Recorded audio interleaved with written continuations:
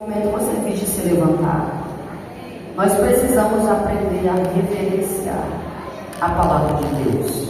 Então evite se movimentar, só levante se for de fato necessário. Evite andar na hora da palavra.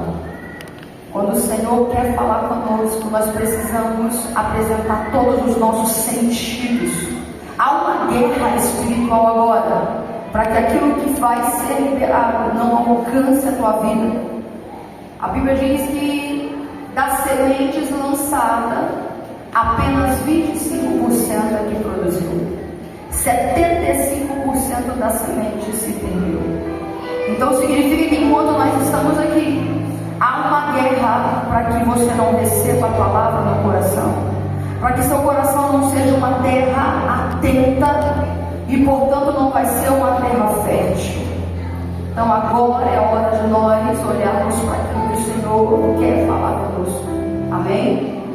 Jeremias 18 diz assim: a palavra do Senhor que veio a Jeremias dizendo: levanta-te, desce à casa do oleiro, e lá te farei ouvir as minhas palavras. E desci à casa do oleiro, e vi que ele estava fazendo a sua obra sobre as rodas, e o vaso de barro quebrou-se na sua mão, o vaso que ele fazia. Então tornou a fazer dele outro vaso, conforme pareceu bem aos seus olhos fazer. Então veio a mim a palavra do Senhor, dizendo: porventura não poderei eu fazer de vós como fez este oleiro, ó casa de Israel? Eis que como barro na mão do oleiro, assim sois vós na minha mão, ó casa de Israel. Eu gostaria que você lesse comigo o verso 6. Mas aonde está vós? Você vai dizer você. E aonde está a casa de Israel? Você vai dizer o seu nome. Eu gostaria que nós fizéssemos essa leitura juntos, amém? Verso 6. Então vamos juntos. Eu vou falar Renata, você vai falar teu nome e vamos ler esse versículo junto. Porventura não poderei fazer de você como fez este oleiro, ó Renata. Eis que como barro na mão do oleiro, assim é você na minha mão, ó Renata. Amém? Nós temos a capacidade de, há 13 anos atrás, eu sofria de uma enfermidade crônica. Eu sofria de fibromialgia, não sei quantos conhecem, mas é uma doença de fundo reumático. Mas é uma doença ingrata. É uma doença que você olha para a pessoa, ela está bem fisicamente, mas ela vai tendo sérios problemas nos seus nervos, nos seus tendões. E o nível de dor é um nível de dor enlouquecedor. Havia tempo que eu dizia: Deus, eu vou cortar meus braços, é melhor amputar do que continuar sentindo essa dor. Eu tomava 16 medicações ao dia. Havia dia que morfina, nada, dava conta do nível da dor. E eu lembro que um dia, chegando ao médico, um dos maiores reumatologistas mais renomados deste país, procurando situações para que eu pudesse melhorar, já havia ido a vários, e eu disse: doutor, minha família ninguém tem essa enfermidade. Por que eu tenho? Se não há uma carga genética, não é, que me antecede na minha família. E aquele dia ele me disse assim: Renata, 99% dos casos que eu trato são muitos de fibromialgia e outras doenças reumáticas também, mas principalmente a fibromialgia é de origem emocional. E ele disse que o cérebro é o ser mais inteligente que nós conhecemos. A dor é o grito do cérebro, dizendo e emitindo que há algo errado. Quando você, o emocional, se desestrutura, você é como se fosse um fusca tentando carregar uma carreta sobre si. E você vai sendo espremida. E o seu corpo emite um comando: eu não estou bem, eu estou correndo risco. Então, quanto mais o nível de dor ele emitia, mais ele pedia socorro. E eu lembro que naquele dia, quando o médico falou e me explicou sobre isso, sobre o crescimento das doenças psicoemocionais e como muitas vezes nós não entendemos, nem compreendemos e nem muitas vezes podemos controlar. Eu lembro que eu cheguei em casa com aqueles 16 medicamentos e eu fiz um voto ao Senhor. Eu disse: Deus, se as minhas emoções apareceram em algum momento e eu não me dei conta porque eu não percebi, se o meu corpo está gritando socorro porque tem uma alma dentro de mim que não está suportando, eu quero fazer um voto com o Senhor. Eu fiz um voto de que eu leria a Bíblia inteira durante um ano. Na nossa igreja nós temos uma Bíblia devocional. Até então eu não era, lá eu conhecia essa Bíblia, foi presenteada. E você lê a Bíblia inteira durante o ano, cada dia a leitura, 2 leituras do Novo Testamento, 2 do Velho, de forma que você lê a Bíblia inteira o ano inteiro. O Velho Testamento uma vez, o Novo Testamento, o livro de Salmo 2 vezes. E durante aquele ano eu li a Bíblia inteira dizendo aonde estivesse o nome de cada personagem. Não importa se era exortando, não importa se era uma palavra de ânimo, eu lia para mim. Então naquele ano eu fui a principal destinatária e protagonista da história bíblica, porque todas as histórias eu era a protagonista, eu era a atriz principal. E ao final de 8 meses, não precisou de um ano, eu disse: eu vou ler para o meu cérebro, ele precisa conhecer um remédio poderoso. Eu disse: Deus, a tua palavra é poderosa, a tua palavra é fogo, a tua palavra é martelo que esmiuça a pedra. Jeremias disse: a minha palavra é como fogo e como martelo que despedaça a pedra. Eu disse: então, aonde tem alojado algo que eu não sei lidar, que a medicina não sabe, o poder da tua palavra vai me curar. Eu quero dizer para você: volte a colocar expectativa na palavra. Volte a colocar expectativa no poder dessa palavra, porque ela não é um livro comum. Ela não é um livro que você tem para amontoar poeira na tua casa. Esse é o único livro, é a única palavra que a Bíblia diz que Deus vela pelo seu cumprimento.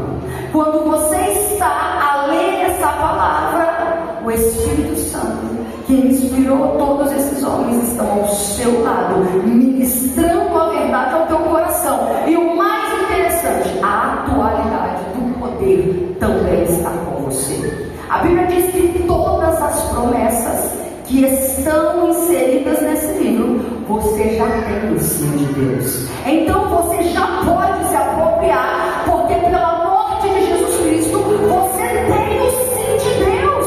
Tem coisas que você está orando, que você já deveria estar profetizando, porque você já tem o sim. Tem coisas que você está consultando a Deus, que Ele já te deu o sim. Mas como você não conhece a palavra, e a nossa geração tem sido uma geração que tem pecado por não conhecer a palavra. A Bíblia diz: o meu povo erra por falta de conhecimento. Há uma ordem nas Escrituras que nós devemos examiná-la. Quando você vai fazer um exame, seja ele qual for, é algo minucioso. Se o exame é de sangue, ele precisa ser tirado, ele precisa ser contrastado com alguma substância para que revele o que de fato você possa ter. O exame tende a trazer a lume e a luz aquilo que estava oculto. Às vezes você começa a sentir uma dor e você não imagina o que seja. Você vai fazer um exame e você descobre que tem alguma coisa que você não sabia. Deus está dizendo: examinar as Escrituras, porque ela tem palavras de vida. Nós estamos vivendo um tempo que o ano passado eu li uma pesquisa que dizia que até 2030 estima-se que 80% das mulheres do Brasil já estarão fazendo uso permanente de algum tipo de ansiolítico ou antidepressivo. Mais triste não é revelar nós mulheres, porque algo está errado entre nós. É fato de que nós não estamos sabendo mais lidar com a vida. É fato que nós estamos tendo dificuldade de lidar com questões que outrora eram questões corriqueiras e que as pessoas lidavam com isso com mais facilidade. Haviam paradigmas e conceitos firmes na fé que sustentavam nossos antepassados. Todavia, nossos conceitos são volúveis, é como você construir na areia.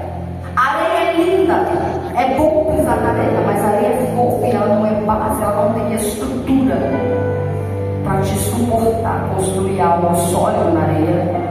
Acontece que nós estamos insistindo em construir belos palácios na areia.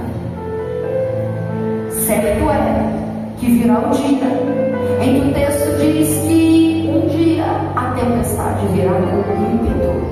Ímpeto é com toda a força, com toda a capacidade que uma tempestade tem. Cedo ou tarde, a tempestade virá sobre nós com ímpeto. E quando ela vem, ela tem um propósito: revelar a tua verdadeira base. Não é o que você diz que é. Quando o dia mal vem, ele vai testar a nossa base. Ele vai testar a nossa estrutura. E aí, ele vai revelar se de fato a tua fé foi construída bela, mas sobre areia, ou se você de fato gastou tempo, porque construir na rocha dá trabalho. Eu adoro na praia com as crianças chegar a fazer castelinho, é tão fácil de manusear. Vai juntando aquilo, é uma facilidade. Agora pense em você cavar numa rocha. É árduo, dá trabalho, tem que empreender grande energia. E Deus está dizendo: nós estamos tomando caminhos de facilidade. Hoje nós somos mulheres, a grande maioria de nós, porque eu também era assim. Nós viemos à igreja, mas poucas de nós manuseamos a palavra.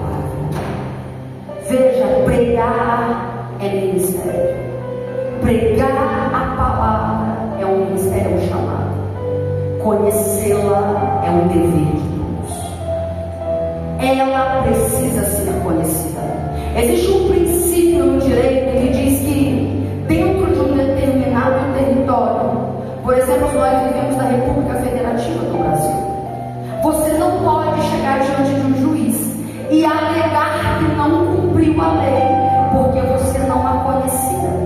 Porque presume-se que dentro de um estado, dentro de um município ou de uma federação, é o mínimo como cidadão que você conheça a lei do seu país. Então, se você é um comerciante, é sua obrigação saber qual lei incide sobre o seu negócio. Se você é um importador, você precisa saber que tipo de imposto incide sobre o seu negócio. Você não pode chegar e dizer: excelência, me perdoe, você acredita que eu não sabia que essa lei existia nessa vida corrida que eu vivo? Eu não imaginava que tinha essa norma. Esse princípio não existe. É dever conhecer a lei. A lei não está lá de enfeite. Embora, qual é o problema? É que do mesmo modo, se eu pedisse para você citar hoje aqui uma lei, um artigo sequer, pelo menos na Constituição brasileira, que é a lei mãe dessa nação, a maioria de nós não sabe. Está tudo bem. Está tudo bem. Ah, Renata, cita uma cláusula perto. Talvez nós não vamos saber as causas mais importantes que sustentam o nosso ordenamento. O problema é que também não estamos conhecendo nada da lei de Deus. Nós não estamos conhecendo a lei que vai garantir a nossa entrada na eternidade. Lá na eternidade haverá um tribunal. E esse tribunal, o que vai norteá-lo, o que vai garantir a sua absolvição ou condenação, é a palavra. É ela que vai nos julgar naquele grande dia. Eu não estou falando aqui para te amedrontar, eu queria te convidar a sair daqui e dar mais valor a esta palavra. As leis, tanto de Deus como dos homens, elas são como esse teto. Eles estão aqui e você vai entrar e vai sair vários dias. E ele não tem reflexo nem direto sobre você. Ele só existe. As leis estão pairando sobre nós, impondo alguma obrigação de que você deve fazer algo, ou te impondo um dever de abstenção, dizendo que você não deve fazer. Se fizer, existe uma norma, uma sanção, uma consequência do seu descumprimento.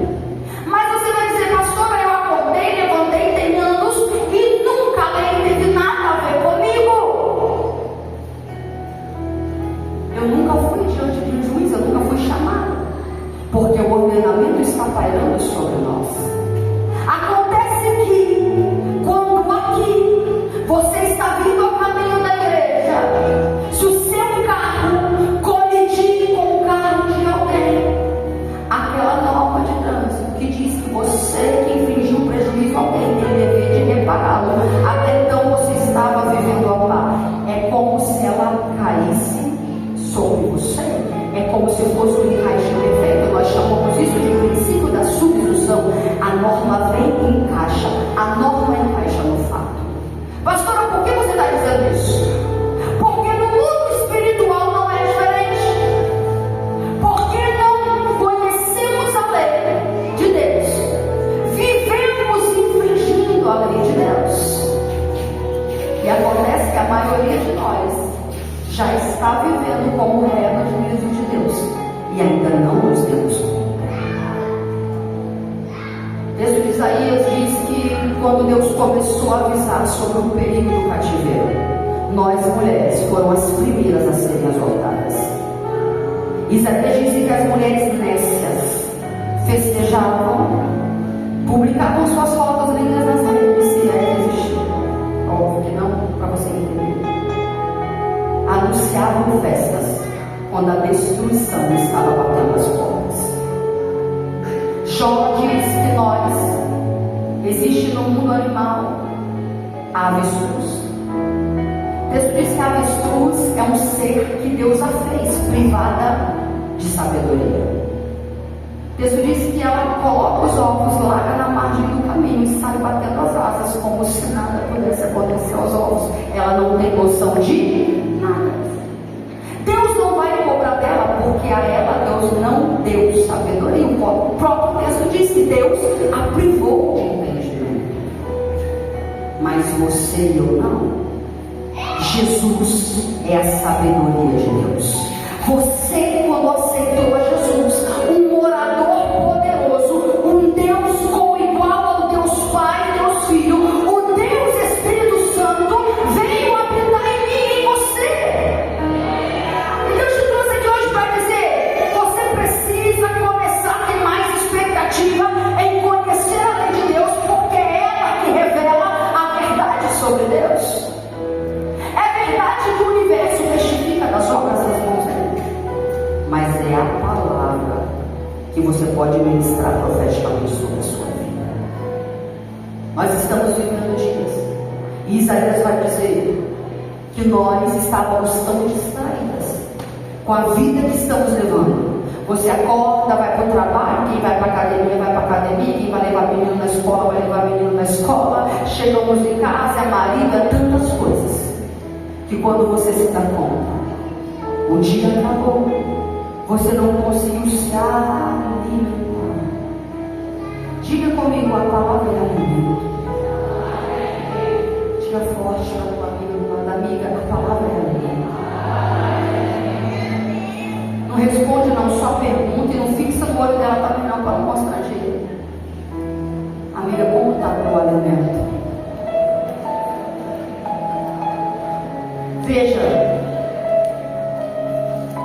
se você colocar Mike Tyson para lutar com o irmão aqui, como é que é o seu nome, irmão? Caio.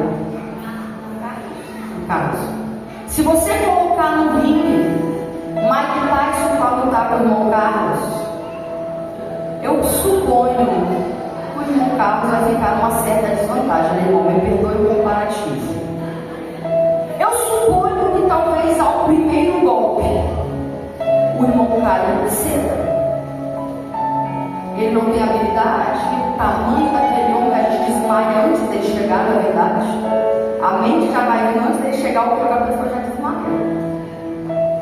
Mas existe uma verdade: deixe o Mike Tyson sem alimento por 30 dias. Você vai ver que toda a força se esvai. Alimenta o Caio e deixa o Mike Tyson sem comer.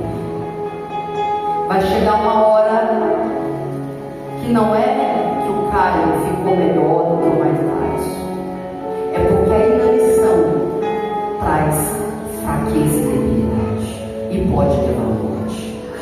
nós estamos perecendo dentro da casa do Tom de inanição espiritual. Talvez não seja a palavra que você quer ouvir. Tem 2 dias que eu estou em São Paulo, 3 dias, longe da minha família. Hoje é dia das crianças, eu estou aqui, eu não vim aqui para falar o que você quer ouvir. Também não sou obrigada a ser convidada se a pastora não quiser. Mas já eu não sei se eu vou te ver de novo. Eu queria te convidar, a partir de hoje, a ter essa palavra como novo posto de governo na sua vida. Que ela volte a ser a carta magna que rege a tua vida. A sabedoria nasce de conhecer a palavra. Meu filho tem 11 anos de idade, ele já leu a Bíblia 11 vezes e o Novo Testamento 22 vezes. Talvez você diga, mas não é método, é hábito. Talvez você entra no ônibus todo dia e você não contou, ou no carro, quantas horas você gasta ao curso de 10 anos. Talvez você ficaria surpreendida, nossa, se eu contasse em 1 ano eu fiquei 1 mês dentro do carro. As nossas horas vão se esvair. Com 20 minutos de leitura diária ao longo de 11 anos, ele 11 vezes e 22, porque tempo é gestão. Nós estamos gastando tempo. Timóteo, de Paulo vai dizer Timóteo, é tempo de remir o tempo. O que você tem de mais precioso é o seu tempo. E nós estamos vivendo um tempo em que,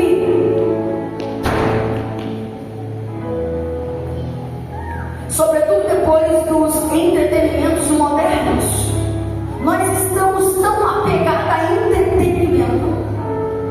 Eu falo que o shopping é feito, e eu estive com uma arquiteta certa vez, e ela é uma construtora no Brasil muito reconhecida de shoppings, e ela falava sobre a arquitetura que é feita para você não saber se é dia nem se é noite, você não saber nem se está chovendo. Ela diz: a arquitetura boa é aquela que tu não sabe se chove, se não chove, porque ela quer te manter dentro. A temperatura agradável, os granitos agradáveis, as lojas em ambientes agradáveis. Por quê? Porque a ideia do sistema é formatar para que você fique o máximo de tempo, que você rode o máximo de lojas, que você consuma o máximo dentro daquele estabelecimento. As redes sociais, elas são concebidas para te manter lá dentro. Qual é o valor? Na pandemia para cá, o Instagram, o Facebook está menos, mas todas as demais redes, elas quadriplicaram de valor. E qual o valor que ela tem? A sua permanência lá. As empresas de marketing mais especializadas, elas não vendem visualização, elas vendem compras finais. Quando você está na rede e você tem uma média diária de 3 horas, 4 horas, aquilo é usado para negociar. Então ele diz: enquanto o shopping funciona de 10 às 10, eu tenho um shopping que funciona 24 horas. Eu tenho um shopping que a média das pessoas, bilhões ao redor do mundo, é de 5 a 6 horas. O Brasil ganhou da China com média de 6 a 8 horas no Instagram. Eu quero perguntar para você: é comprovado que se você se debruçar sobre qualquer especialidade 1 hora por dia durante 3 anos, você já é uma sumidade na área. Então, o que está acontecendo? Que nós entramos sobre ambientes como esse, com placas porque de fato são igreja, mas a pergunta é: se nós somos templo do Espírito Santo, se o Espírito Santo testifica e nos dá fome e sede da palavra, eu te pergunto, por que é que nós não estamos tendo fome e sede mais da palavra? Nós estamos nutrindo casamentos que não tem nada a ver com a palavra, relacionamentos de amizade que não tem nada a ver com a palavra. Estamos tendo maternidade que não tem nada a ver com a palavra, paternidade que não tem nada a ver com a palavra. Nós não entendemos mais qual é o papel do homem, o papel da mulher, o papel do filho. Nós mães estamos nos tornando escravas emocionais dos nossos filhos, pequenos ditadores dentro de casa, tentando compensar nossa ausência, nossa distração, tentando não perdê-los, negociando o que você não podia negociar. No mundo espiritual só há garantia de vitória se você agir pautado na palavra. É a palavra, mulher, que vai te dar autoridade no mundo espiritual para vencer esse casamento, para vencer essa natureza, para vencer esse jeito, para vencer essa inclinação, para vencer esse desejo. Jeremias é chamado o profeta da meia-noite da história de Israel, o profeta das lágrimas, o profeta solitário, o profeta recalcitrante. Durante 40 anos, Jeremias fez o que eu estou fazendo. Tentou, em vão, chamar o povo de volta à palavra. 40 anos Jeremias subia no púlpito e dizia: vocês precisam conhecer a lei do nosso Deus, vocês estão desviando na conduta do que está na palavra de Deus. A Bíblia diz que os profetas eram levantados, amanhecendo, entardecendo e anoitecendo, mas eles não ouviram a voz dos profetas. Deixa eu dizer uma coisa para você: a maior ou o maior sinal da misericórdia de Deus para uma vida, para uma família, para uma nação, para uma igreja, é não calar a voz profética. É a voz profética que ainda nos adverte dos perigos da vida que nós estamos levando. Jeremias, e a Bíblia vai atestar exatamente isso. Algo diz que, Provérbios diz que a misericórdia precede o juízo. Ou seja, toda vez que você vê alguém ou uma nação entregue ao juízo de Deus, uma verdade existe: eles rejeitaram a misericórdia de Deus. Porque existe uma regra na Bíblia: a misericórdia, ela é aquela que vem anunciando. Vai entrar o presidente, agora vai entrar a pastora Nina. Ou seja, ela anuncia, ela adverte, ela chega primeiro avisando: olha, eu estou chegando para dizer para ti, cuidado com esse comportamento que você está tendo, cuidado com essa vida rasa, cuidado com essa vida à margem, cuidado com essa vida superficial. Aí ninguém ouve, aí eu digo assim: olha, está se formando a nuvem do juízo, e ela já está no horizonte. Eu vim para divertir, mas uma vez que a minha voz não foi eficaz, o juízo de Deus está vindo.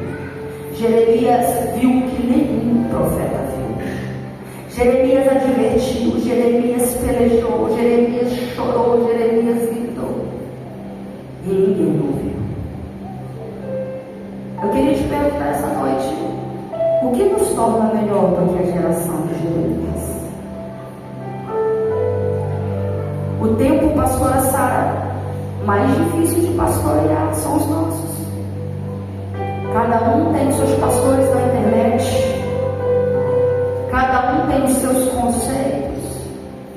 O livro de Juízes diz que nós estamos vivendo dias similares àqueles. Cada um faz o que acha que é certo, mas aos seus próprios olhos. Eu passo a nutrir uma verdade subjetiva da palavra. É isso que a serpente fez. Deus lida com a literalidade da palavra. Se você não souber interpretar, se você não souber nada, Deus vela pela literalidade da palavra. Quando Deus aparece, as pessoas falam: mas é tão difícil ser crente, a Bíblia é tantas regras, por que é difícil ser crente? No Éden só existia uma regra. Deus deu tudo. Diga comigo: Deus deu tudo. Diga forte: Deus deu tudo. Deus disse: não tem nenhuma mulher que vai ser como ela. Eva não tinha concorrente, Eva não tinha TPM, Eva não tinha ansiedade, Eva não tinha estresse, Eva não tinha ciúme, Eva não tinha nada. Eva tinha os olhos de Adão só para ela. Eva governava onde nós não governaremos. Mas um dia, a serpente, ao dialogar com Eva, convenceu Eva de que o que Deus disse não era exatamente o que Deus estava dizendo.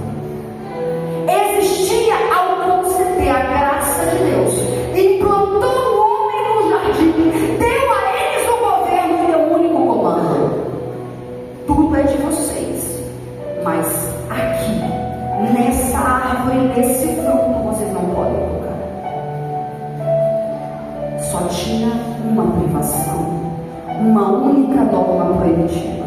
A graça de Deus permitiu que a liberdade fosse aberta. Mas ao dialogar com a serpente, a capacidade de articulação e de sedução da serpente convenceu Eva de que ela não tinha tudo, mas que ela não tinha nada.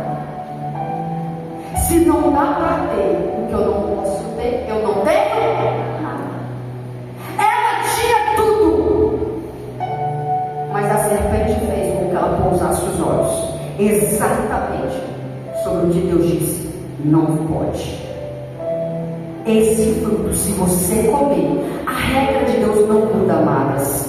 Essa palavra, o que Deus disse lá em Gênesis, permanece até o final.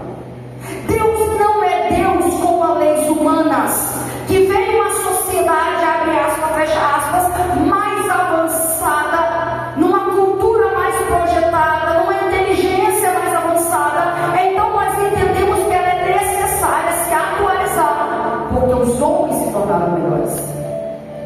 Deus conhece o fim de todas as coisas.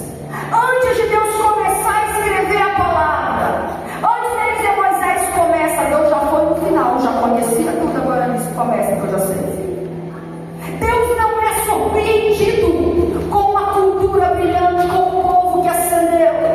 Nenhuma cultura, nem Roma, nem Grécia, nem as nossas nações são capazes de surpreender Deus. O reino dele não passa, o reino dele permanece para sempre, e a sua palavra permanece para sempre. Eva, Deus disse para ela: Eva, Adão, se vocês comerem, qual era a norma? Não pode comer esse fruto. Impôs o dever de se abster. Qual foi a fala da serpente? Deus disse: a norma é essa, não come, não pode. Qual é a consequência? Se comer, um de cada vez vamos tumultuar. Gênesis 3, ok, a queda, todo mundo, glória a Deus, muitas vozes ao mesmo tempo. O que a serpente disse? Em nome de Jesus. O que Deus disse para ele? Se comer, certamente terás. Olha a serpente com a sua astúcia. Pode comer, não vai morrer. Qual era o comando de Deus? Se comer, a serpente, come que não come. Pelo contrário, come que vai ficar melhor. Come que você vai ter acesso a sensações que até então você não experimentou. Eu atendo adolescentes quase todos os dias. Nós estamos vivendo uma epidemia, sobretudo de meninas na bissexualidade. Com 9 anos é a janela de inserção na pornografia. Talvez a maioria dos nossos filhos já estão e você não sabe, porque os pais não sabem. Eu teve um caso de uma menina há meses atrás, com 8 anos de idade, e ela comandava uma rede de 500 pornógrafos. Os pais, não, uma menina tão maravilhosa, uma menina tão quieta, não nos dá trabalho. A inteligência artificial trouxe agora os amigos pornô. Só se fala nisso nas escolas. A pornografia através da inteligência artificial. O que se demorava meses para produzir um conteúdo com a inteligência artificial, agora é questão de minutos. A proliferação depois da inteligência artificial foi de 200%. Há 2 anos e meio atrás, a comunhão divulgou que 80% dos homens da igreja confessaram que assumem e que vivem em contato com a pornografia pelo menos uma vez por mês. É um câncer que cresce dentro da igreja. E nós, mulheres, estamos como Isaías falou. Nós não estamos atentas ao andamento da nossa casa. Quando o diabo chega na sua casa, o que ele acha na torre de vigia? Se o diabo quiser tocar no teu filho, ele toca, ou primeiro ele tem que te enfrentar? A Bíblia diz: resistir ao diabo e ele fugirá de vós. Nossas casas estão desguarnecidas. O diabo entra e sai. Você não sabe que ele já levou teu marido. Você não sabe que ele já tomou teu filho. Eu fui lidar com um caso que eu nunca tinha lidado. Meu telefone tocou, já era madrugada. E a mãe desesperada do outro lado da linha disse: pastora, você precisa vir rápido. Eu disse: o que houve? Ela disse: você tem que vir para ver com os seus próprios olhos.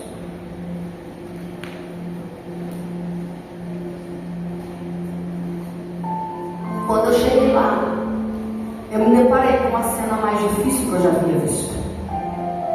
Uma criança que há um mês completou 4 anos de idade, possessa, endemoniada, com 4 anos de idade. O que mais me chamou a atenção era como a entidade falava, porque era um espírito de imoralidade sexual. Ele falava como um homem devasso, a voz mudava, a inclinação corporal, e ele falava mesmo.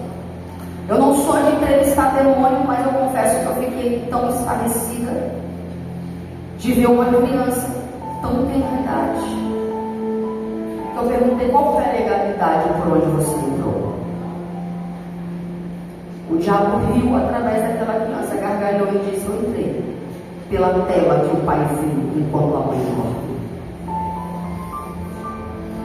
Deixa eu dizer uma coisa para você: o diabo, quando entra, ele vai tocar o que você tem de mais precioso. O texto diz que quando Jesus sai das regiões de Israel, havia uma mulher que vai gritando atrás de Jesus, dizendo: a minha filha está miseravelmente endemoniada. Aquela expressão filha, no original, é menininha, uma pré-adolescente. Talvez você vai dizer: pastora, não existe endemoniamento de criança. Eu te provo. Marcos 9. Marcos 9 diz que Jesus sobe ao monte da transfiguração com seus discípulos. Ao subir, o texto diz que Pedro, Tiago e João tiveram a maior de todas as experiências. Eles viram o próprio Jesus glorificado. O texto diz que Jesus se transforma aos olhos deles, e eles veem sua roupa branca como nenhum lavandeiro podia lavar, os seus rostos brilhando como o sol, os seus pés como uma corrente. Eles veem Jesus como ele será na eternidade. Falando com Jesus, eles veem Moisés e Elias. Pedro rapidamente faz o que eu falei: vamos ficar por aqui, vamos fazer tenda, porque quem vai querer sair de onde Jesus está, ainda mais na sua forma glorificada? Eles estavam tendo vislumbres da eternidade. Moisés, símbolo da lei, que para o judeu era tudo. Elias, símbolo dos profetas. Ele falou: vamos fazer tenda, vamos morar no monte. Quando Pedro fala: vamos ficar por aqui, o texto diz que a visão soma, e Jesus os convida a descer. A experiência no monte, eles subiram para orar, como muitas vezes fazemos, vamos ao monte orar. Eles subiram para orar e viveram no monte experiência tremenda, uma experiência linda. Foi tão forte que Jesus disse: não conta até que eu morra, depois que eu ressuscitar vocês contam. Só que quando eles chegam lá embaixo do vale, havia um pai. Lá embaixo do vale, quando Jesus chega com Pedro, Tiago e João, os demais apóstolos e discípulos estavam lá embaixo. Havia uma discussão, havia um murmurinho, e o pai se lança a Jesus e fala: mestre, eu trouxe o meu filho endemoniado e os seus discípulos não puderam fazer? Não puderam fazer? Jesus está descendo da onde? Jesus pergunta ao pai: o que ele tem? E ele começa a dizer: mestre, há um espírito de morte que persegue esse menino. Esse menino, uma hora, quer se suicidar no fogo, ele se queima, há um martírio. Outra hora, o diabo quer afogá-lo na água. Uma hora, uns sintomas como de uma epilepsia o toma tão forte, e aonde ele está, ele é lançado ao chão. Eu vivo um inferno. Eu não tenho paz porque o diabo toma esse menino e quer tirar a vida dele a qualquer custo. Jesus faz uma pergunta ao pai: há quanto tempo sucede isso ao menino? E o pai vai responder: desde a eternidade. A expressão ali é uma criança de 4 a 6 anos. O diabo roubou a infância, o diabo roubou a pré-adolescência, o diabo roubou a adolescência, agora roubou a juventude. O espírito era de morte. Jesus então olha para os demais discípulos que até então estavam expulsando o demônio, porque se você olhar nos capítulos antes, você vai ver que eles estavam em missão, expulsando demônios, mas agora eles não puderam fazer. Jesus então olha para os discípulos e diz: até quando? Até quando, igreja, nós vamos aceitar despedir as pessoas sem poder fazer nada? Jesus olha para os seus discípulos, não é para os demais, e diz: ó geração incrédula. Então Jesus se volta para o demônio e dá uma ordem. Quando Jesus vai mandar o demônio sair, ele não manda sair o espírito de morte. Ele diz: esse espírito de surdo e mudo, sai dele. Eu disse: Jesus, por que a configuração do demônio não tem a ver com o que ele produz? E o Senhor me disse: esse jovem não é um jovem apenas, ele representa uma geração ensurdecida e emudecida. Eles estão morrendo, sim, estão suicidando, estão se mutilando, estão vivendo sérios transtornos, mas não conseguem falar. Há um espírito que emudeceu nossos filhos. Há outro espírito, mas dentro desse mesmo nível de potestade, que ensurdeceu nossos filhos. Você fala, morre falando, e parece que nada. Então a gente pensa assim: será que eu estou louca? Eu acabei de falar. O Espírito Santo me disse: vocês estão pregando para uma geração muito surda. O veneno não sai. A Bíblia fala: confessai para que saia. E o remédio não entra. A fé vem pelo ouvir. É por isso que eles estão na igreja, mas estão dispersos. Agora eu te pergunto: Jesus então vai dizer para os discípulos vão dizer em secreto: mestre, por que nós não podemos lidar com esses demônios? Nós estava tudo bem, a gente estava se achando, expulsando os demônios. Jesus disse: essa casta de demônio não, ela é geracional, é só oração forte, jejum forte. Deixa eu te dizer, mulher que está aqui essa noite, é maravilhoso nós sermos lindas, cheirosas, elegantes, eu adoro isso, mas isso não vai te fazer vencer a guerra que você precisa vencer na sua vida.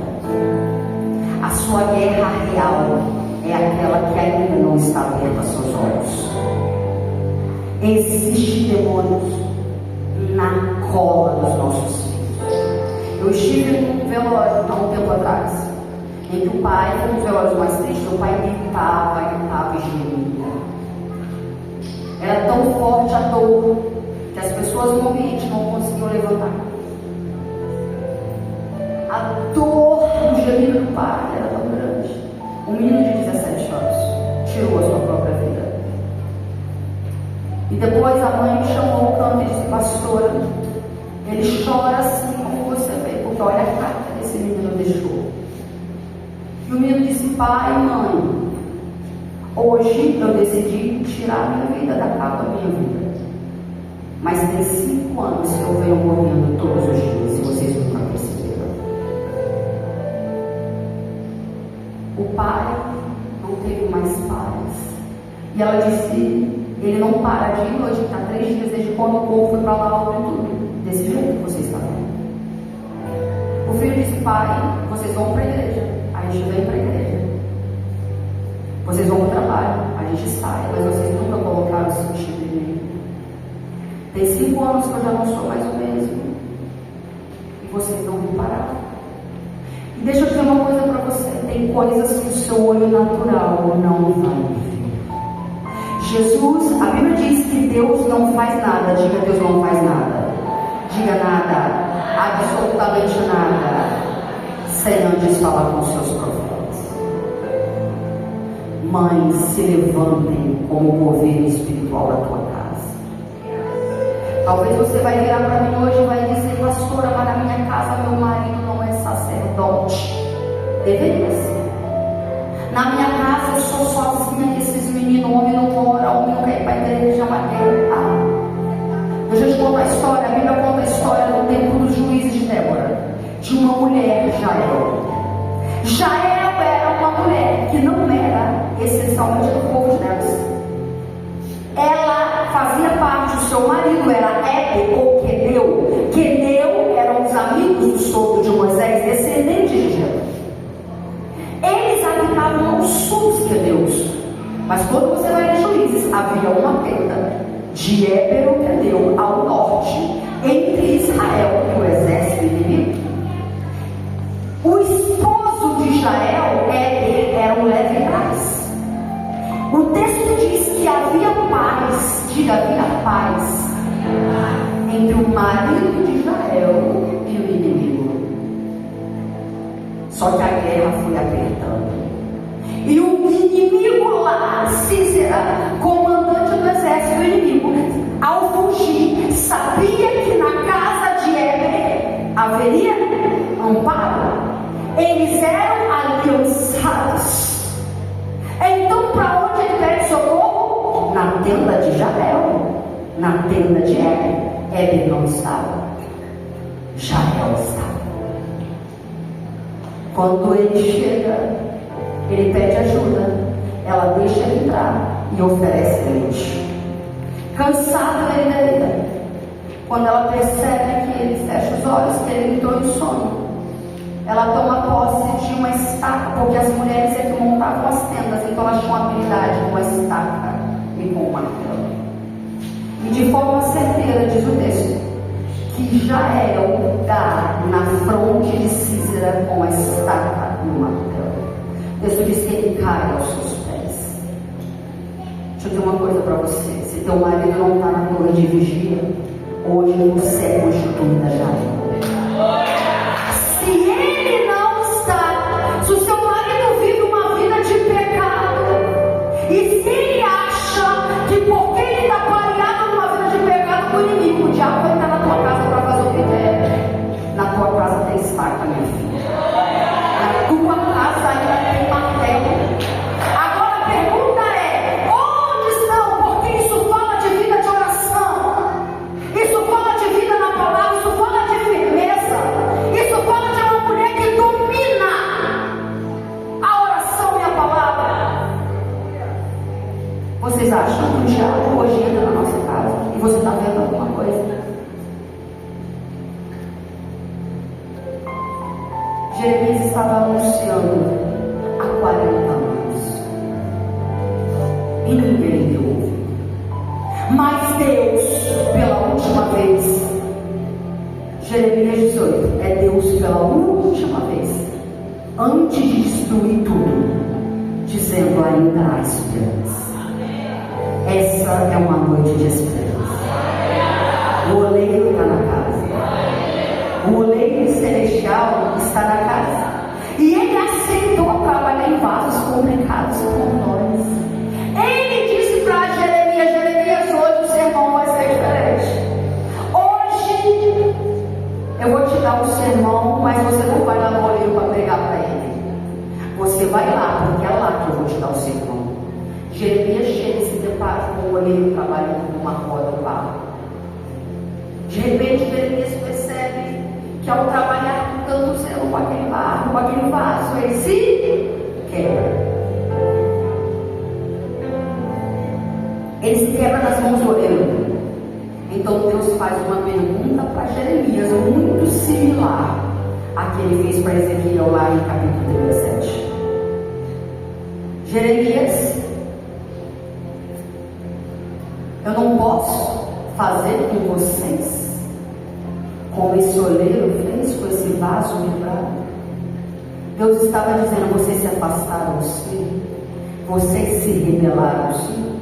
Mas se você continuar lendo depois o restinho do capítulo 18, Deus estava dizendo: se vocês se converterem dos maus caminhos, se vocês aceitarem sair dessa vida de futilidade, se você voltar para a minha presença de novo, se você buscar a direção espiritual e discernimento de mim de novo, eu estou disposto a fazer de você um vaso novo, uma obra nova.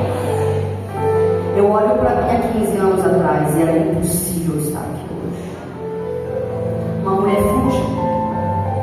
Eu estudava, mas não tinha noção nenhuma de casa, de gestão, de lar.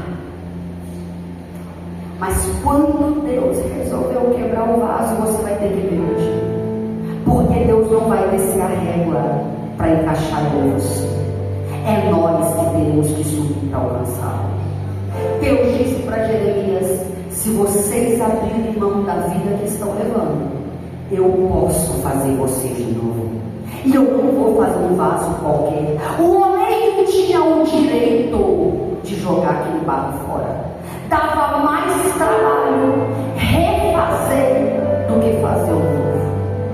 Mas ao quebrar na mão, em nenhum momento o oleiro tirou a mão do barro. Deus está dizendo: eu não sei aonde o seu vaso está trincado essa noite. Eu não sei aonde você se rachou. Eu não sei aonde alguma coisa corrompeu a pureza do teu barro que ele trincou. Mas Deus está aqui para dizer: pessoas trincadas não conseguem reter a essência do que carregam. É por isso que você vem culto após culto e parece que a vida não anda. Está na igreja, dedica-se até, mas o que você carrega parece que não vai crescendo, porque sempre há uma rachadura pela qual o que você recebe vai se esvair.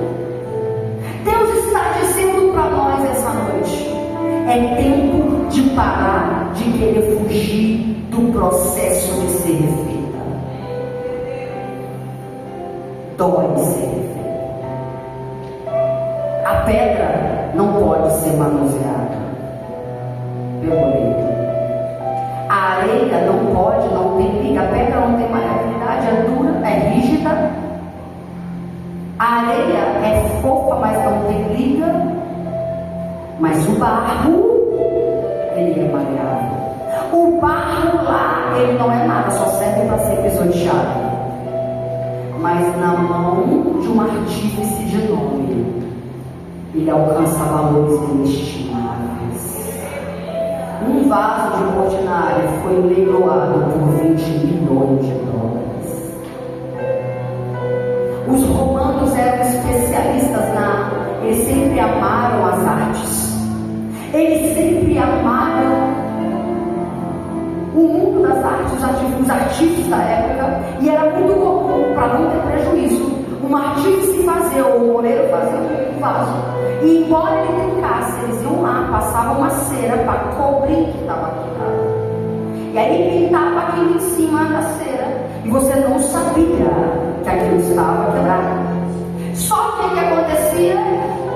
A pessoa levava para casa, e à medida que aquilo pudesse ser exposto ou ao sol ou à chuva, com o tempo a cera ia se derreter.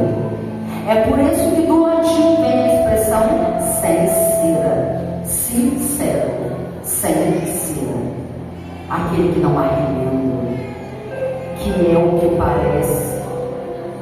Quantas vezes nós estamos cheios de rachaduras e cheios de cera? Aí do nada, abre aspas, meu filho fala: mãe, do nada, não é do nada, né? Do nada você ouve dizer: fulano entrou numa crise assim.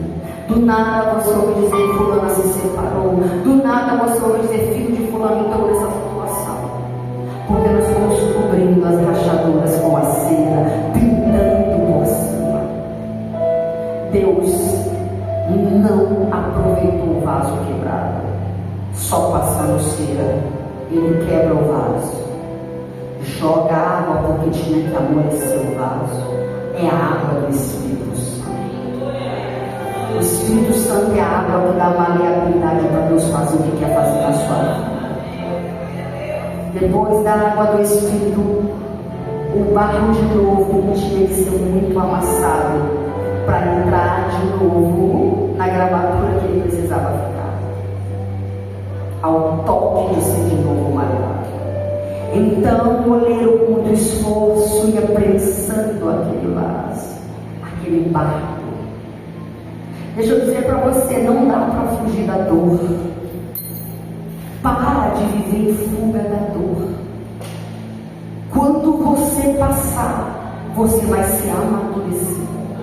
O texto de Gênesis 11 conta, eu estou vendo hora em lugar nenhum da meia-noite. Aqui no tempo não passa para o shopping, a gente não tem a hora para registrar. Que horas são? Tem 10 minutos, 5.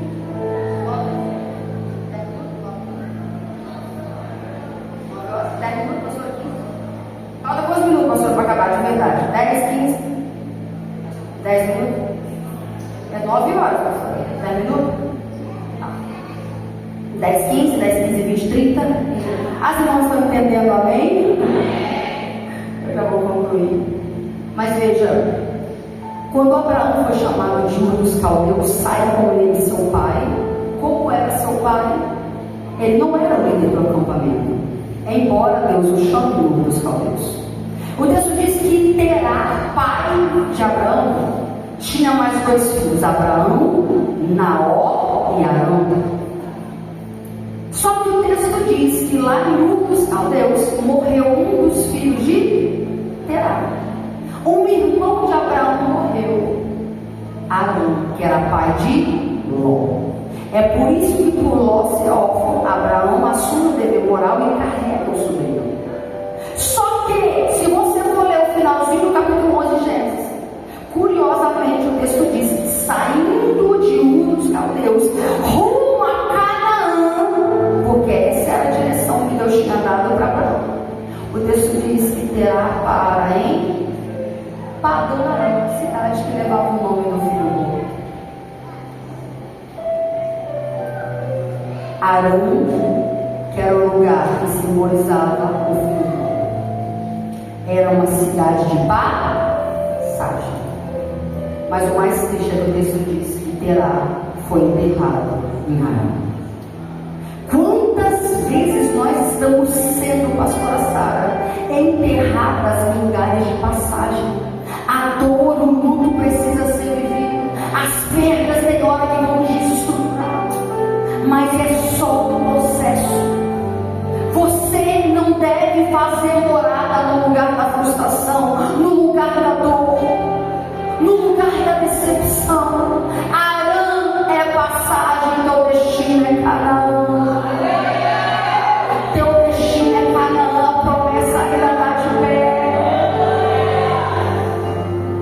Terá morre em Arã, mas Deus diz a Abraão: levanta e vai para onde eu te enviar. Quem tem promessa não pode ficar tentando.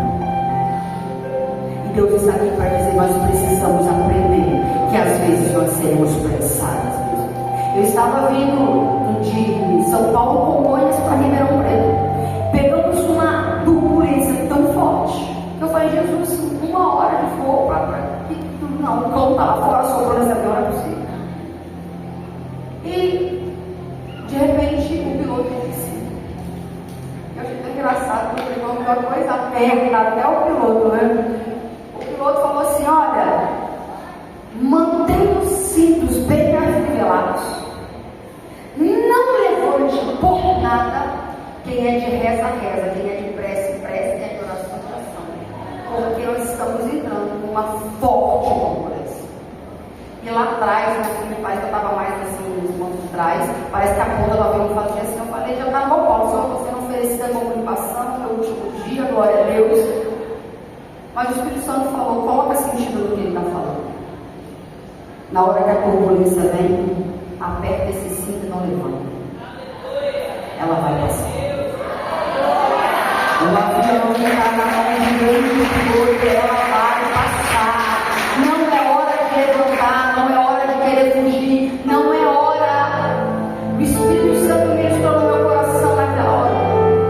Quando em turbulência na tua vida e na minha, é hora de apertar os cintos e dizer, Deus, passa comigo. Você vai chegar no destino. Você e eu seremos novos vasos.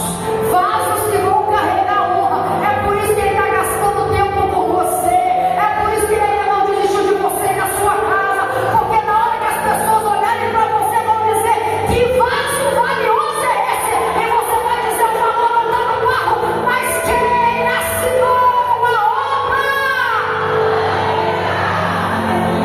Se eu fizer um vaso, ele vale o quê? Eu não sei se vocês viram, né, que foi feita uma falsificação recente. Eu não lembro qual foi o autor agora, mas o que eu achei curioso é que depois que descobriram a falsificação, o original valorizou. E o falso era uma imitação considerável, o artista levava jeito, era idêntico mesmo. Mas ele custava, fizeram as contas lá, mas é como se fosse 5.000 vezes a menos do que o valor do original. Parecia igual, mas não era a habilidade só de fazer, era quem assinava a obra. Quem assinava a obra tinha know-how, quem assinava a obra tinha autoridade para fazer. Deixa Deus assinar essa obra. Quantas vezes nós estamos pegando e dando um projeto de vaso para Deus? Deus, segue essa planta, faz assim. Deus está dizendo, com esse gênio indomável, tu vai dar com os burros na água. Mas nós insistimos em seguir uma vida, nós estamos nos atrevendo a viver uma vida à parte da palavra de Deus. Nós estamos nos atrevendo a viver uma vida sem oração. Nós estamos nos atrevendo a viver uma vida sem jejum, uma vida sem direção. Você precisa dizer, Deus, eu quero tornar os muros da minha casa, eu quero voltar a ser atalaia sobre os meus. A partir de hoje, se o diabo chegar, ele vai chegar porque ele está em redor. Haverá resistência para que ele fuja. Deus está levantando as mães do avivamento. Mulheres que garantirão que os seus nazereus cresçam em segurança enquanto você luta as guerras. Nossos filhos não têm estrutura para lutar certas guerras, mas eu e você, como vasos refeitos, amassados, porque depois ele passa tanto tempo na presa, até que assumamos a forma que ele quer. Ainda vamos para a fornalha. É lá que a forma de fato se estabelece. Deus não quer mais artista nos púlpitos. Deus não quer mais crente fingido. Primeira carta do apóstolo Pedro, 1 capítulo 7, diz que importa que a tua fé e a minha seja provada como ouro no fogo.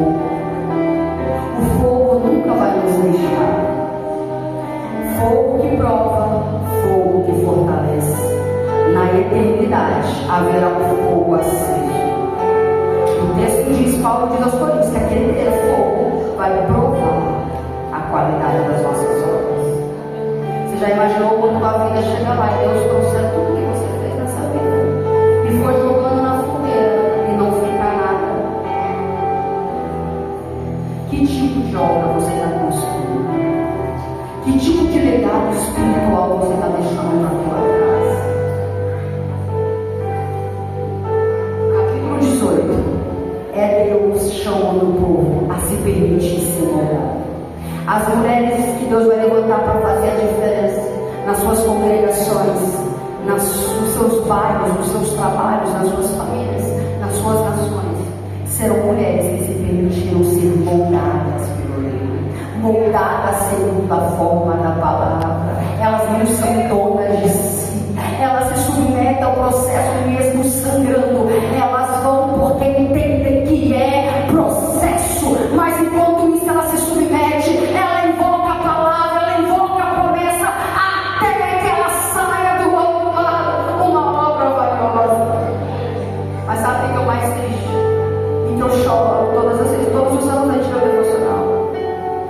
vez que eu cheguei em Jeremias 19, 18, eu sei que vai chegar o 19, e meu coração sente tristeza. Sabe o que acontece no 19? No 18, Deus disse: se vocês mudarem os nossos caminhos, eu estou disposto a gastar meu tempo, a não tirar as mãos de você por nenhum momento. Tem hora que você pode pensar que você está invisível aos olhos de Deus, sendo pressada, parece que ele vem e entrega a profecia para todo mundo, menos para você. Parece que todo mundo está vendo Deus, menos você. Só que se há uma coisa interessante no oleiro, é que ele não tira a mão da obra. Está pensando, mas está na mão dele. Está quebrando para fazer de novo, mas continua na mão dele. Você não é descartável para Deus. E ele não faz nenhum vaso igual ao outro. Cada vaso é exclusivo. Na natureza inteira não existe um DNA repetido. Você é única. O destino que ele vai dar para você é só seu. O que ele vai fazer na tua vida é só com você. Na outra já é uma outra obra. Só que a despeito de tudo isso que eu preguei, o povo disse para Jeremias: nós não queremos isso. Afinal, a gente está indo tão bem, a gente está prosperando, Jeremias. As nossas colheitas estão as melhores. Jeremias, Jerusalém é a cidade do templo de Salomão, Jeremias. Templo do Senhor é esse. Você acha que Deus vai destruir essa cidade? Você acha que Deus vai permitir que os utensílios santos do templo de Jeremias seja levado para um templo pagão? Você acha, Jeremias, que Deus vai permitir a grande cidade de Davi ser devastada? Aí no 19, 18, aí no 19, a Bíblia diz que agora Deus não está mais na casa do oleiro. Deus dá uma ordem para Jeremias. Jeremias desce ao vale de Inom. Vale de Inom, sabe o que era? Os filhos de Israel se desviaram tanto do caminho que eles desciam o vale de Inom para o batuque dos tambores oferecerem seus filhos a Baal e a Moloque. Lá ficavam as caveiras dos bebês queimados. Para que não ouvisse o barulho das crianças queimando, fortes tambores eram batidos. O vale era conhecido como Vale de Inom, o sacrifício das crianças. Deus disse: vai lá no vale, chama toda a classe de Israel, e aos olhos deles, agora você não vai mais falar de ouro. Agora você vai pegar essa botija na tua mão, e aos olhos deles você vai lançá-la ao chão e vai deixá-la estraçalhar, e vai dizer: agora não tem mais remédio. A misericórdia foi ofertada, mas foi rejeitada. Diga a ele que o vale que ele chamou de Inom para sacrifício a outros deuses, agora eu chamo o vale da matança. Diga a eles que aonde eles sacrificaram seus filhos a outros deuses, a partir de agora, eles vão comer seus próprios filhos, amigos vão comer o corpo dos seus amigos. Se você for ver Lamentações, quando Babilônia se ocupou de Jerusalém, a fome se estabeleceu de tal forma dentro dos muros, que Jeremias diz que percorrendo aos muros da cidade, a conversa que se ouvia era: ontem eu já comi meu filho, hoje é dia de comer o seu. Deixa eu te dizer, o que Deus disse eles não ouviram, mas porque não ouviram, o juízo inevitável de Deus veio. Os judeus nunca mais tiveram autonomia da terra. Eles foram lançados, dominados pelo Império Babilônico. Depois se levantou o Império Medo-Persa, depois se levantou os gregos com Alexandre Grande, depois se levantou os romanos. Em 70 foi a maior diáspora dos judeus, quase 2.000 anos. Deus precisou permitir 6 milhões de judeus serem mortos no Holocausto, para eles terem uma terra, por causa de uma promessa de que a videira, a figueira, floresceria.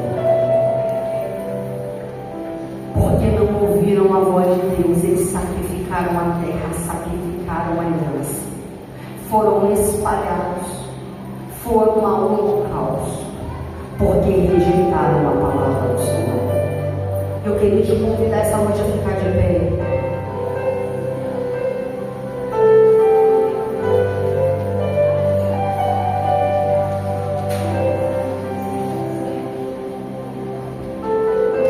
Diga para o irmão do teu lado assim: é melhor ser vaso que quebra na mão do oleiro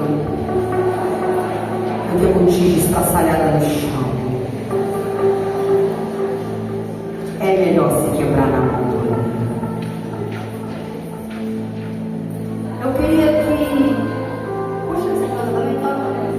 Puxa um pouco aí. Eu queria que... Para não correr o risco de alguém não vir, porque nós somos dessa irmã, eu queria que todas viessem aqui na frente.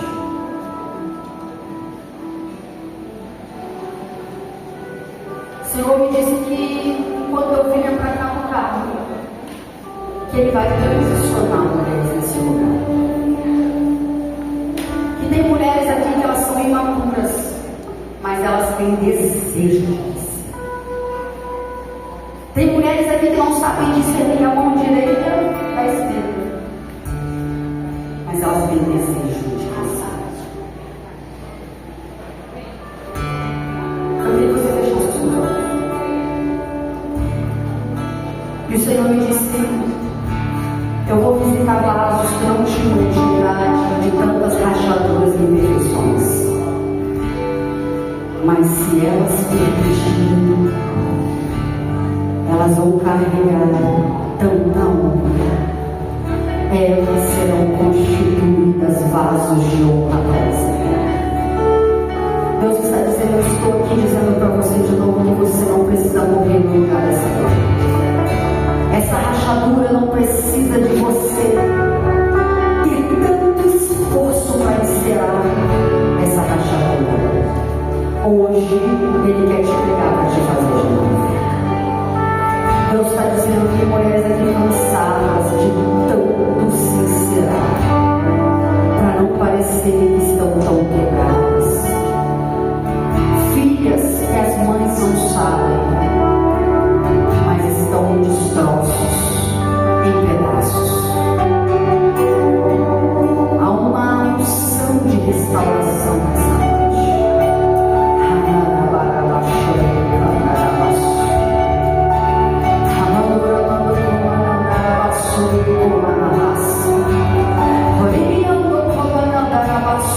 Como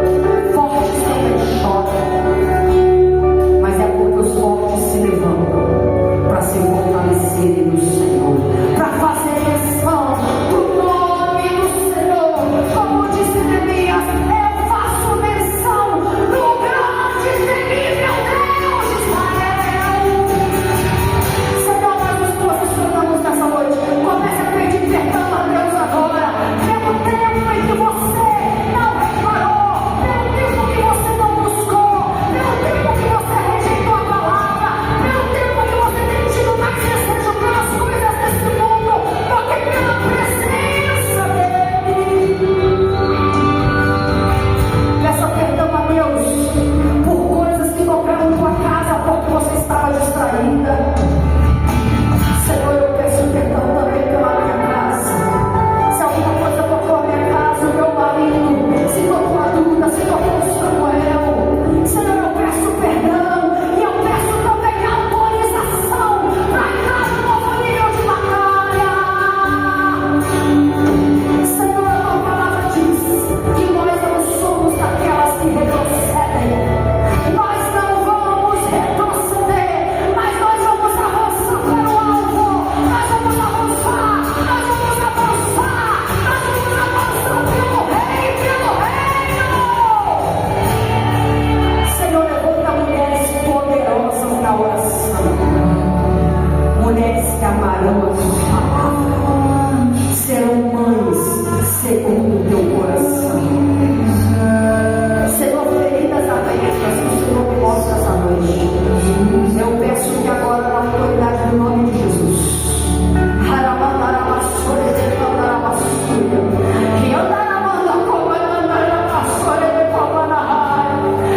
Espírito Santo, vai fechando essa ferida, vai lançando esse pus para fora. Deus vai tirando as bactérias, Deus vai fazendo o que só o Senhor pode fazer. Senhor, nós não podemos nos refazer. Se tem uma coisa que nós podemos fazer, é nos quebrar. A gente vive se quebrando, mas não podemos nos fazer. Mas que o teu Espírito comece a calcar a luz em nós, que na prensa do oleiro o caráter de Jesus seja impresso em nós essa noite. Senhor, fortalece essas mulheres para não desistir. Fortalece essas mulheres para saber que o Senhor é com elas no meio desse processo. Elas não estão sozinhas. Eu abençoo cada casa aqui representada. Eu abençoo a descendência dessas mulheres.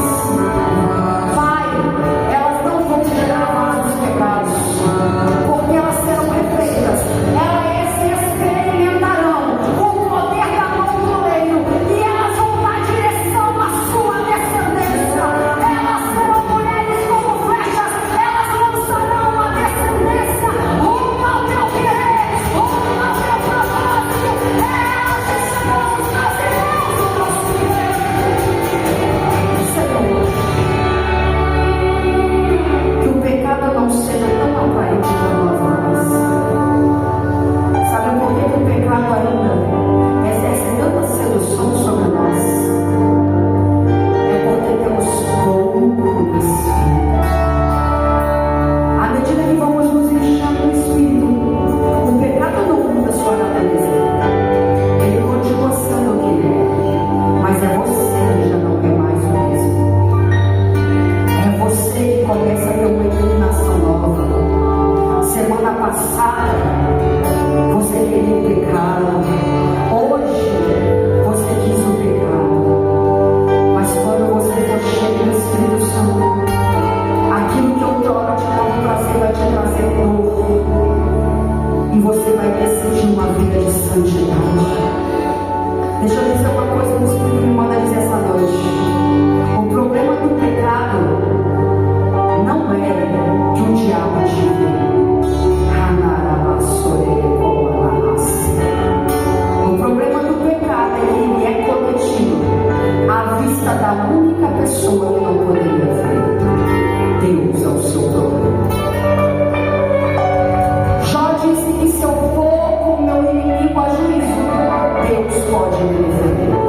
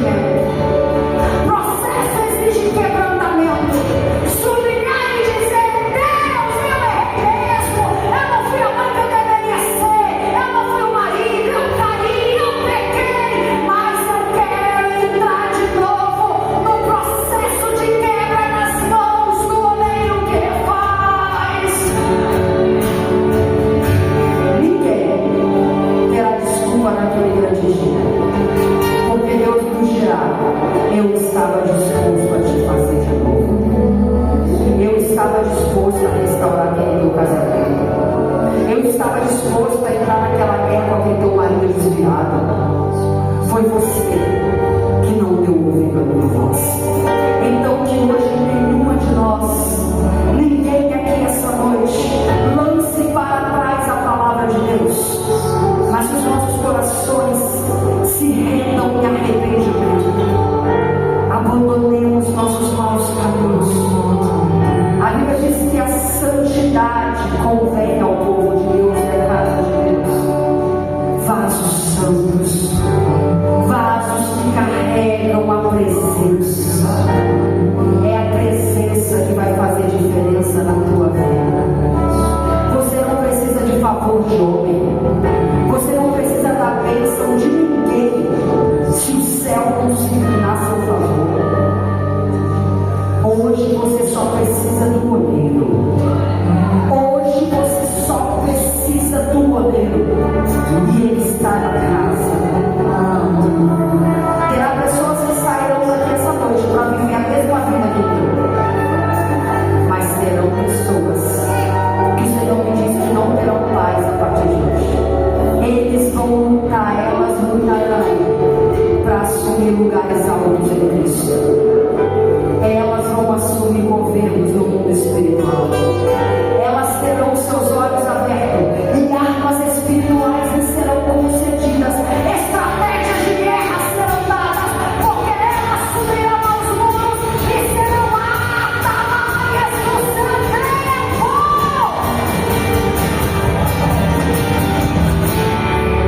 Senhor, eu abençoo esse povo. Eu abençoo essas mulheres. E eu peço que a mesma graça que ungiu sua abandono na minha vida não me rejeitar. Que hoje o Senhor comece um processo poderoso na vida delas. Que esse lugar, esse bairro, essa região seja incendiada por aquilo que elas vão viver. Famílias restauradas, emoções curadas, enfermidades que baterão em retirada. Há um derramado avivamento para esta última hora. Mas os carnais não experimentarão. A Bíblia diz que os carnais não discernem nada, mas que o homem e a mulher espiritual discernem tudo e de ninguém é discernido. Ah, Deus levanta homens e mulheres com discernimento nesse lugar. Que elas não olhem para o rosto do filho com olhos naturais. Não olhem para os seus maridos com os olhos naturais. Elas serão transicionadas, serão mulheres espirituais. Eu abençoo no nome de Jesus, no nome de Jesus. Tua presença vale mais, tua presença vale mais, e não importa o preço do perfume derramado. Sua presença vale mais, tua presença vale mais, não importa o preço do perfume derramado. Tua presença vale mais, tua presença. Eu quero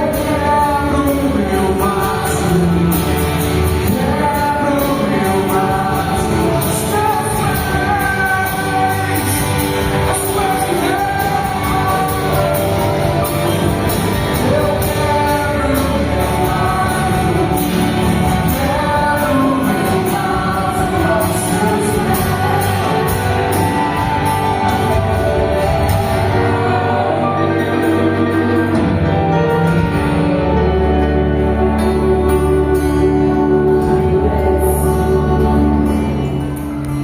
Vocês estão cansados, né? Jesus. Agradecer ao Senhor por tanto que Ele tem nos dado. Como o Senhor tem sido fiel a cada uma de nós, amadas. Que recebemos aqui nessa tarde, e no final da noite, foi muito mais do que esperávamos. Eu Eu queria que você fizesse uma oração de gratidão com uma irmã do seu lado. Olha com ela. Agradeça ao Senhor por tudo que Ele nos deu. Mas é para orar, viu? 2 em 2, por favor, em nome de Jesus. Os meninos vão estacionando enquanto isso. Fala, minha irmã, Deus é bom. Deus tem cuidado de nós. Deus tem nos abençoado. A presença dEle é o suficiente para tudo que precisamos. Ora aí, amado, com a sua irmã, abrace ela, sinta ela. Deus está fazendo tanta coisa em nosso meio. Precisamos só nos posicionar. Precisamos saber que somos palas prisioneiros na mão do Senhor. Ele está tratando. Ele está vendo o processo de cada uma. E Ele vai abençoar a sua vida mais e mais, mais e mais. Agradeça ao Senhor por tudo. Seja um vaso. Ore. Oh, Jesus. Como que o Senhor tem nos guardado. Seja uma nova mulher daqui para frente. Seja uma mulher posicionada. Ah, Senhor.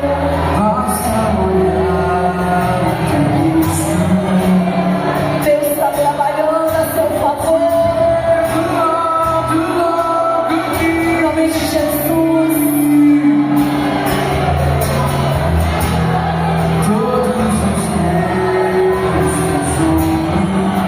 Orando, orando, orando.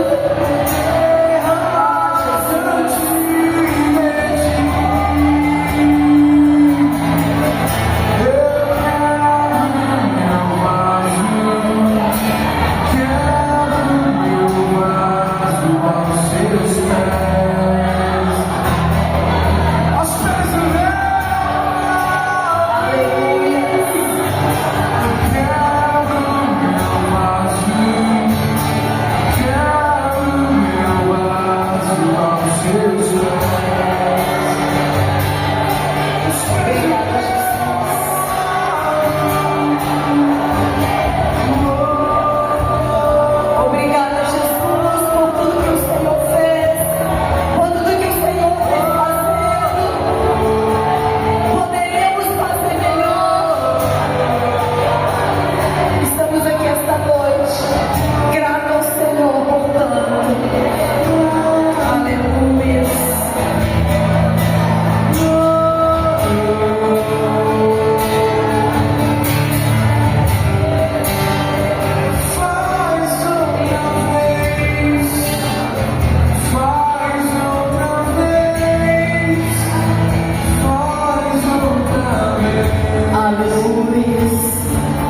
Obrigada, Jesus. Queria convidar aqui as pastoras que estão presentes, tirando a pastora ministrante, pastora Andressa, pastora Fernanda, pastora Fran, pastora Suélia, a pastora também, Rosiane, aqui na frente, amadas, em nome de Jesus. Podem subir. Querido de toda a igreja, todas as mulheres, amadas, orem por essas mulheres. Elas não são diferentes de vocês, mas a responsabilidade sobre os ombros dela é muito maior. Essa igreja, nós mulheres, nós temos uma diferença em algumas situações, que mulher fala da outra mulher. Isso é natural. Mas que quando você falar, fale de oração para orar, para Deus abençoar. Não é fácil, amadas. Ser pastora não é fácil. Nenhuma delas aqui escolheram ser pastora ou se intitularam, mas foi Deus quem as convocou. Eu peço a cada igreja, em nome de Jesus, blinda essas guerreiras, blinda elas em oração. Sejam amigas de oração, seja pessoas que se importem com a luta delas. Ah, pastora, mas eu tenho que orar só por elas, elas não podem orar por mim? Sim, isso é uma troca, mas é questão de hierarquia. As pastoras carregam sobre os ombros um peso muito grande, amadas, e sobre a vida delas há uma cobrança maior ainda. Então peço à igreja que, em nome de Jesus, nas suas orações, adote essas mulheres, cuidem dessas mulheres, me ajudem a cuidar delas. E quando elas fizerem algo que venha desagradar, vocês podem me procurar e falar comigo, que elas vão, que a pastora vai corrigir. E é corrigir mesmo, não é aquela mãe que fala em casa eu te pego, né? Não, é pegar mesmo, tá? Porque elas estão aqui. Quero agradecer a todas vocês por essa conferência que foi realizada. Deus sabe a luta que foi ontem. Estava falando com a pastora Fernanda, quase que cancelei, falei com a pastora Débora, eu falei, meu Deus, vai chover, essas mulheres não vão sair de casa. Não, pastora, mas o tempo vai mudar. Mas você veio, agradecer a Deus pela sua vida. Que o próximas conferências a gente possa trabalhar mais. E peço a vocês, amadas, olha pela vida do apóstolo Samuel, que nos deu, essa confiança de estar aqui hoje. O Lucas, que Lucas não me deu paz hora nenhuma para essa conferência acontecer. No meu ouvido dia e noite e dia. Mas eu, graças a Deus por ele. Precisamos em alguns momentos sermos impulsionados. Os varões que ficaram aqui até 6 da manhã, até 2 horas, ajudando.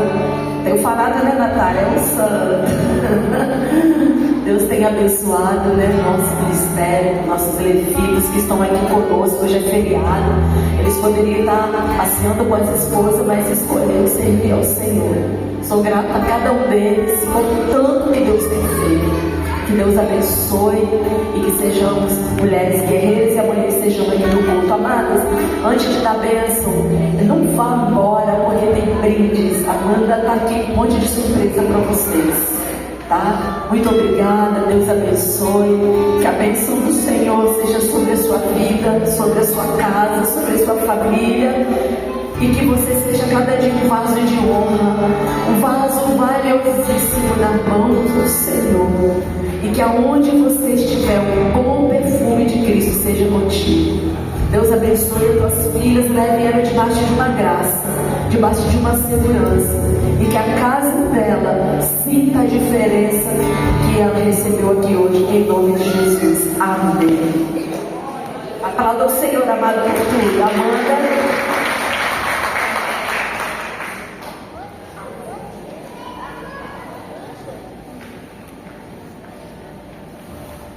Amados, a pastora já deu a bênção. Quem tiver aqui pode ir, tá? É só pra falar. Todo mundo pegou um númerozinho ou alguém ficou sem? Tem alguém sem o número? Levanta a mão, por favor. Ana, me ajuda. Mais alguém que não ganhou um número pro sorteio?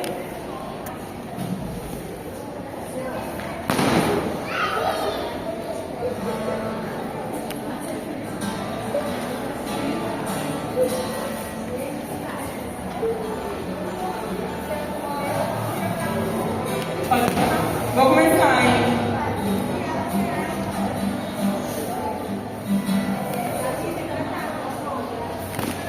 Primeiro número 56. Não? Vamos pro próximo.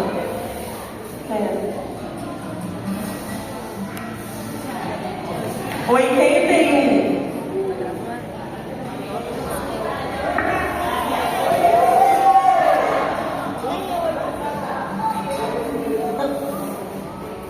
Vou soltar o próximo para assinar.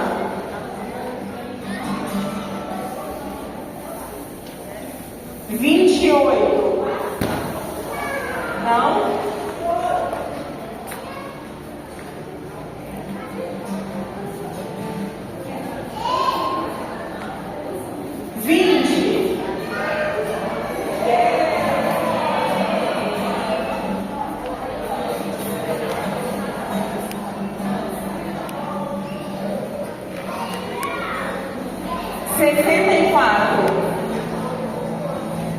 Alguém? 64? Não, eita.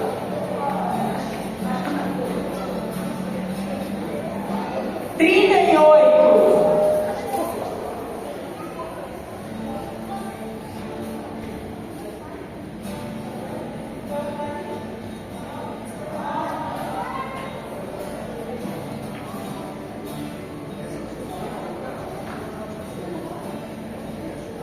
Sessenta e nove. Gente, todo mundo foi embora?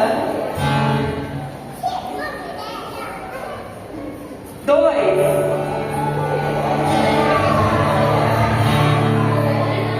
Gente, encosta ali. Não posso encontrar. Não, mesmo.